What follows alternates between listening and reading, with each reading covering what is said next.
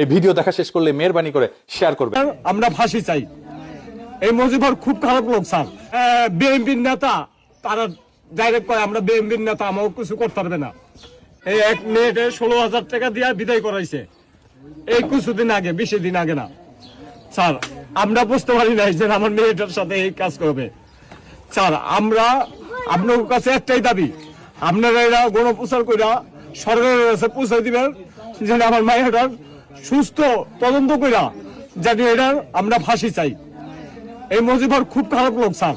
আমার মজিবর কোন রাজনৈতিক দলের? হ্যাঁ, বিএনপির নেতা তারা ডাইরেক্ট কয় আমরা বিএনপির নেতা, আমাকে কিছু করতে পারবে না, ডাইরেক্ট বলে স্যার। আমার একটা কথা আছে, আমার মেয়ের 2 মাসের বাচ্চা করবে, এই বাচ্চাটা সহ নষ্ট করে দিচ্ছে। আপনারা আমার এই মেয়েটার সঠিক বিচার করে দিয়েন। আমি রিক্সা চালাই খাই স্যার, ওই পারে স্যার পায়ের রিক্সা চালাই, অনেক কষ্ট করে ডেলি 500-600 টাকা কামাই আমার এই পোলাপানটা আমি কামাই। আপনার কাছে আমি এই বিচার চাই স্যার, আমি আর কোনো চাই না। একবার সুস্থ বিচার চাই, যেন আমার মেয়েটার বিচারটা হয়।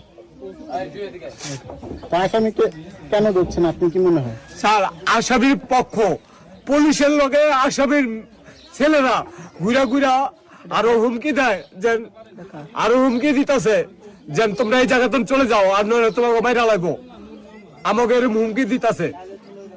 কালকেও 10-15 জন পোলাপানেরা ভাও করছে যে আমাকে মারবো ধরবো। আমরা ঘরে আটকে দিয়ে বয়ে আসছিলাম, এদিকে আসে নাই, মেন রোডে আসলো স্যার। তো এখন আপনারা কি চাচ্ছেন? স্যার আমরা সরকার থেকে একবারে বিচার চাই, জানি অগ ফাঁসি হয়।